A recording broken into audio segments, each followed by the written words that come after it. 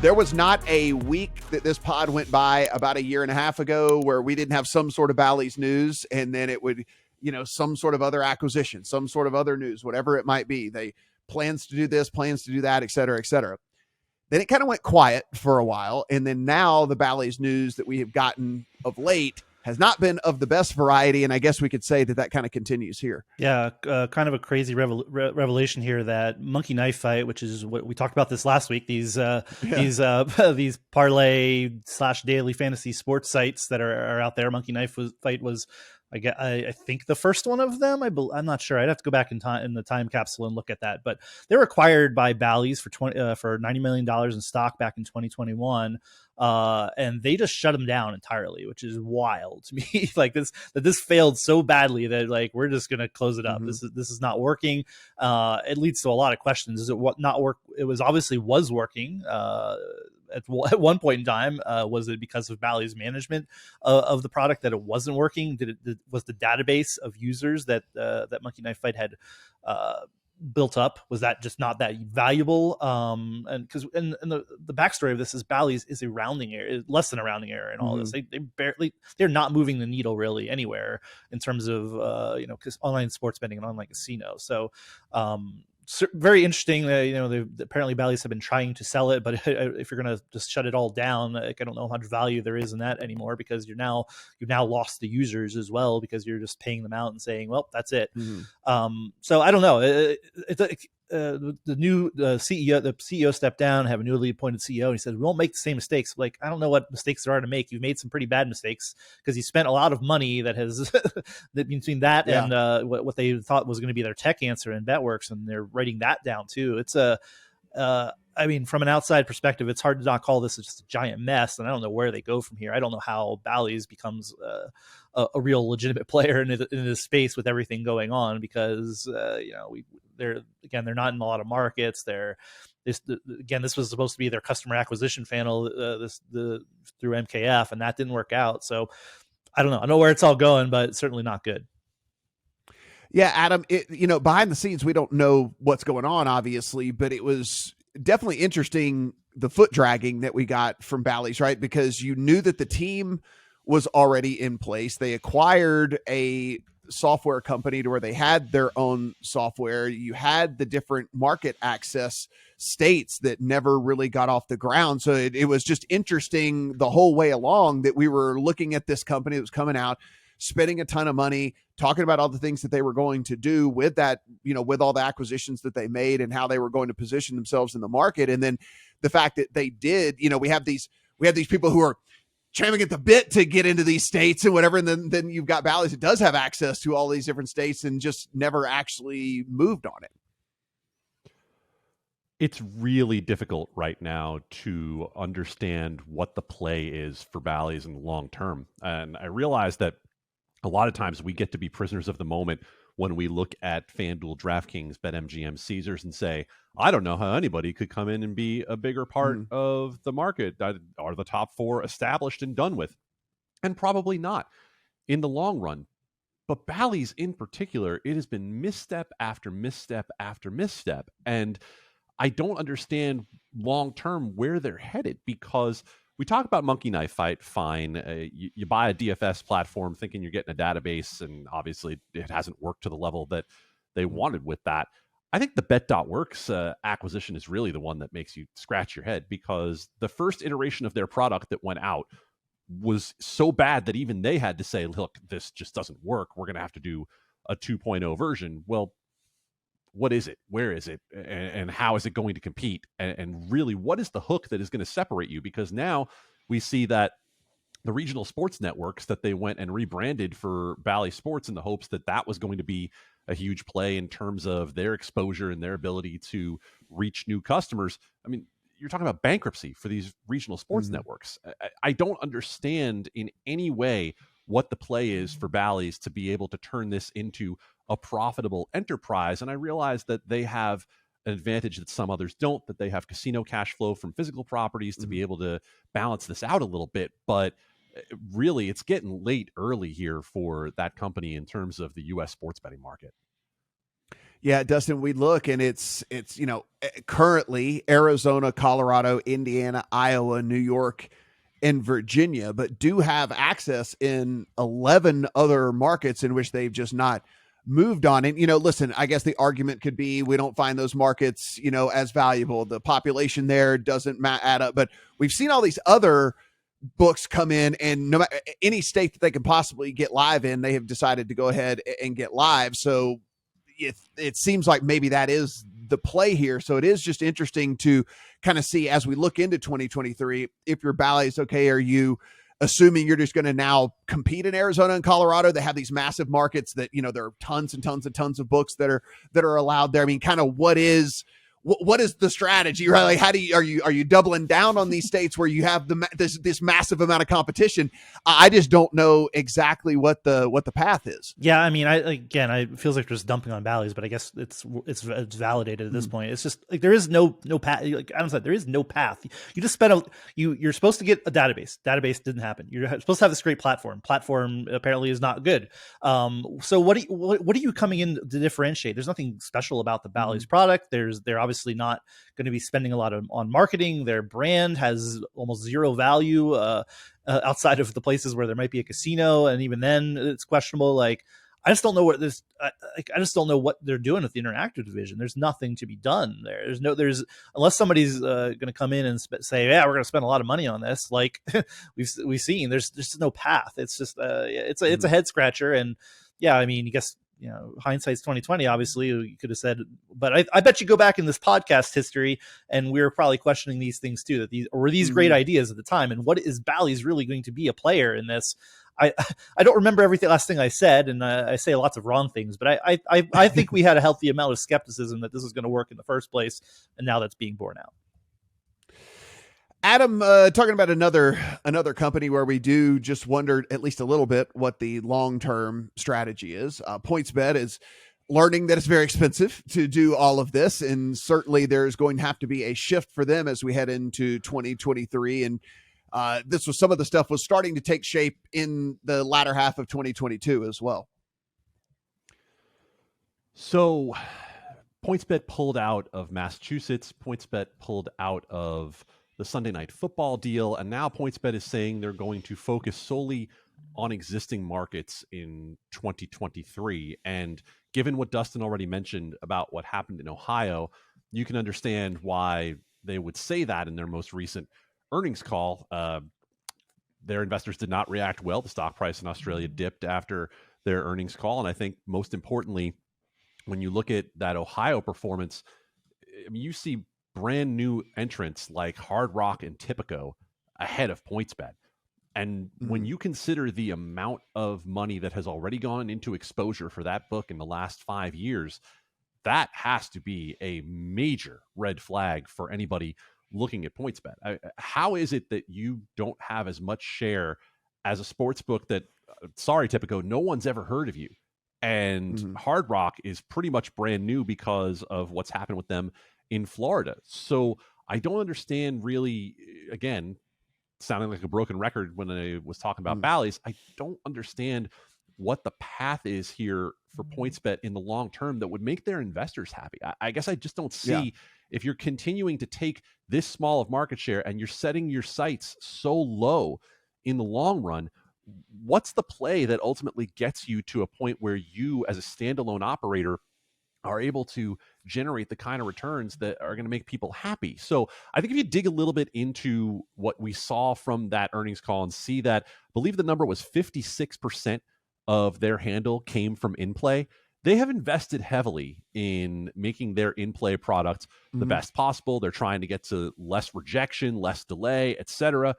It just seems to me that at some point when we look at PointsBet, that has to be a play where some company comes in, a larger operator comes in and says, you do this one thing better than just about anybody, and maybe that's something we can bring into our operation and improve ours to make us a more serious player in the long run. I mean, Dustin, I know that we continue to say, like, and it seems like this is something that has been a recurring theme here of who's going to end up buying PointsBet eventually. But, the thing about this is, having used all of these apps. I mean, seriously, I've used every single one of them now at this point in multiple different states. And, look, I would sit here and tell you if I thought the PointsBet product was crap, right? Like, I think it's pretty good, actually. Like, I think the app is pretty good. Certainly, as Adam just mentioned, like the in-play product is good. I think their prices on a lot of different things are pretty good as well. I mean, certainly their futures market stuff is, priced pretty fairly, comparatively to some of the other stuff out there. So I do think, like, if there was a brand that really and truly felt like, hey, our brand recognition alone will drive users and the PointsBet engine essentially would be kind of behind the hood, under the hood, I think that maybe that's not crazy for me, because again, if we do believe that there are at least a faction of people out there that do appreciate product and do appreciate the functionality of an app, and certainly as people become more savvy in all this, they're going to certainly value that much more in which books they choose to bet at and things like that. Like, I think that PointsBet is actually really great. I know we've said this like a million times on the pod, but I actually feel like a pretty good acquisition target. Like, I mean, their stuff works good. Yeah. I mean, yeah, we always hear a lot of people like to say product wins. And where does PointsBet in the spectrum of where product is? It's certainly good. It's certainly not bad. It's not so bad that it's driving people away, and it probably is pretty good at retaining customers. We got to think so. So yeah, that does leave it like, okay, your product isn't a problem, right? They are arguably leaders on product, but they're still sitting here taking less than 1% of margin, and they're pulling back on they're pulling back on marketing spend everywhere you look. So again, it is another one. Like, it feels like we're just going to be having this conversation about a lot of operators, I guess. And like, that conversation is coming for Caesars too. Like, Caesars is profitable, but the 2% 2 to 3% of the Ohio market. Like, I guess that's exciting. I don't know, but I don't know. I don't know what PointsBet's. Again, this is going to be the answer I think Adam and his staff are going to be answering for all this year, is like, what is the path for these companies, and or should they be shutting it down, or should they be doing M&A? Like, because I'm like, I know it's still early, but I just look at all this and I'm like, I don't know how, like, yeah, great. Fanatics has a story for now too. And Fanatics apparently is going to be live relatively shortly in at least one state, but like, I don't know, some of these other companies, like, if they're just like dork around and have, an infinitesimal portion of the market, like, that's not exciting, and they'd have no path to grow it if you're not 365. So Adam, this is taking I'm gonna go off on a tangent here and put you on the spot for something that is not in the rundown and you haven't prepared for. So get ready, my friend. But when we look at Caesars and we look at MGM and all of that, like, the one advantage that they do have comparatively to the rest of the market out there, I mean, sans Bally's, but like, again, we're not talking about Bally's. Just like, they do have all these physical presence all over the country, right? They do have this stuff. Like, are you surprised they haven't leaned more into that? Because I kind of am. Like, the differentiator, if it's not going to be product, because I mean, listen, we have our friends over at Eilers or whatever, like DraftKings and FanDuel win product every single, like, whatever. They have the best apps, they have the best websites, they have whatever, like, they win every single time. So it's not going to be differentiating yourself via product, at least not for now. The one way you could differentiate yourself is like, hey, look, sign up and bet whatever, and then like get a free night at whatever, or this, that, and the other. Like, get like, I don't know why there isn't more lean into like, hey, it's you can bet on our app and then get an experiential process out of it, right? Like, you can go and physically take in some of these different little things. Like, I just don't know why there's not more lean in from that aspect. I think we get into a multi-pronged response here that we probably could spend a lot of podcast time on, either today or another time. But all right, let's talk about what the brick and mortar operators are doing versus what the tech operators are doing. I think what we've seen from both MGM and from Caesars is, when it comes to marrying the physical and the online, they've tried to lean hard into the rewards programs, right? They've tried to bill that as what makes them different and say, okay, well, when you bet on the BetMGM app, when you bet on the Caesars app, you're getting rewards that you can use at our physical properties. You can use them for stays, use them for meals, use them for shows, spa, whatever it is. And I think that's their pitch in terms of trying to leverage what they have with the physical properties over others. I think if you try to engineer that in reverse and say, well, what are you doing with your existing customers from the casino and trying to bring them into sports betting? I don't know. I would just look at that and say, given the age demographic of how casino customers tend to skew these days, I wouldn't think you have a lot of very natural crossover with your slot customers trying to bring them into sports betting. Yeah. Maybe you have with iGaming, right? For those states that they have the ability to sell into iGaming, and however that can support the sports betting product, sure. And if you're going to continue to look at sports betting as a gateway drug to be able to sell people into iGaming, then sure. Then I think that all works together, and then you can all fit that whole ecosystem together and get people onto your property and get them sort of captured entirely into your world. But beyond that, when we're talking about this online sports betting product in a vacuum, and we're just talking about, hey, how do you separate yourself to the average person who's out there downloading 2 or 3 apps and trying to figure out which one is the one for them? It's not going to happen on products from what we've seen so far, right? DraftKings and FanDuel just had too big a head start with their DFS products to be caught from behind by another operator. I think that what Dustin starts talking about 365, that really is the one place where 365 can make the difference that others can't. They've had more time to be able to refine that product and to be able to offer something that other people in the market haven't seen. Yeah, it's going to be interesting. I think that there is a little bit of untapped stuff right there. I mean, Dustin, you'll just remember, and then we'll move on. But like, in the DFS days, right? I mean, it was the one thing FanDuel and DraftKings did very, very well, right? Was they would use those little partnerships. And granted, it wasn't like the biggest thing in the whole world, but it was just like a spiff. It was a bonus. It was like a little thing for customers and stuff like that, hey, here's this experience at ballpark XYZ or this gathering or this, whatever, and all the stuff like that. And like, we just don't hear about that with Caesars and MGM, where it would be very easy to say, the BetMGM con or something, right? Where it's like, the huge gathering at Bellagio where they bring in, everyone and all the things like that. Like there are things that I think that are out there that just aren't really being utilized, Yeah. And I guess, it also makes me think the sports betting national championship, is that even a thing anymore? Like, I guess that, I don't know.